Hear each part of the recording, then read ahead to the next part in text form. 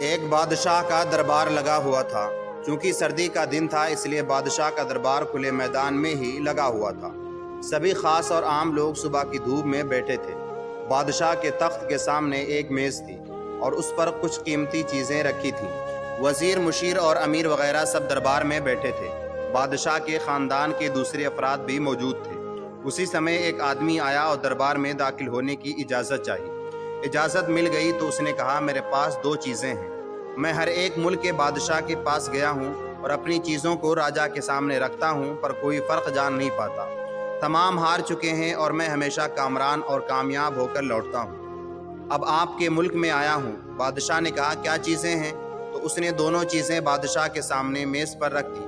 وہ دونوں چیزیں دکھنے میں بالکل ایک جیسی جسامت، ایک سا رنگ، ایک سی چمک، گویا کہ یہ دونوں چیزیں ایک دوسرے کی نقل محسوس ہوتی تھیں۔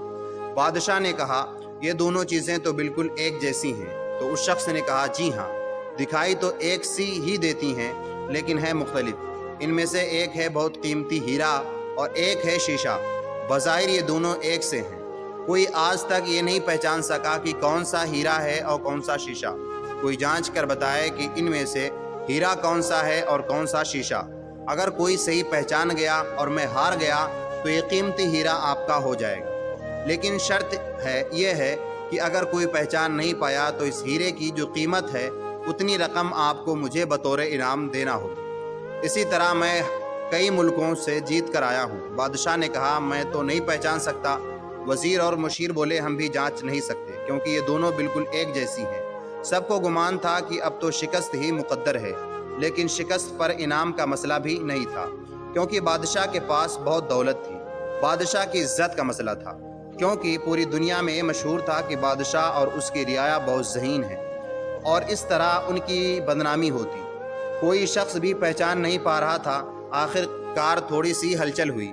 ایک اندھا شخص ہاتھ میں لاٹھی لے کر اٹھا۔ اس نے کہا، مجھے بادشاہ کے پاس لے چلو۔ میں نے تمام باتیں سنی ہیں اور یہ بھی سنا ہے کہ مجھے کوئی پہچان بھی نہیں پا رہا ہے۔ ایک موقع مجھے بھی دے۔ ایک آدمی کے سہارے وہ بادشاہ کے پاس پہنچا۔ اس نے بادشاہ سے درخواست کی کہ ایسے تو میں پیدائشی اندھا ہوں، لیکن پھر بھی مجھے ایک موقع دیا جائے جس سے بھی ایک بار اپنی ذہانت کا جانچ سکوں، اور ہو سکتا ہے کہ کامیاب بھی ہو جاؤں، اور اگر کامیاب نہیں ہوا تو ویسے بھی آپ تو ہارے ہوئے ہی ہیں۔ بادشاہ کو محسوس ہوا کہ اسے موقع دینے میں کیا حرج ہے۔ بادشاہ نے کہا کہ ٹھیک ہے۔ اس اندھے شخص کو دونوں چیزیں چھونے کے لیے دے دی گئیں اور پوچھا گیا، ان میں سے کون سا ہیرا ہے اور کون سا شیشہ؟ یہی آپ کو معلوم کرنا ہے۔ اس آدمی نے ایک لمحے میں کہہ دیا کہ یہ ہیرا ہے اور یہ شیشہ۔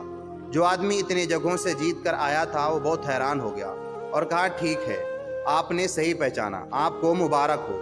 اپنے وعدے کے مطابق اب یہ ہیرا آپ کا ہوا۔ تمام لوگ بہت حیران ہوئے کہ ایک اندھے شخص نے کیسے جان لیا کہ اصل ہیرا کون سا ہے۔ سب نے یہی سوال اس اندھے شخص سے کیا۔ اس اندھے شخص نے کہا کہ سیدھی سی بات ہے، دھوپ میں ہم سب بیٹھے ہیں، میں نے دونوں کو چھو کر محسوس کیا، جو ٹھنڈا رہا وہ ہیرا ہے، جو گرم ہو گیا وہ شیشہ۔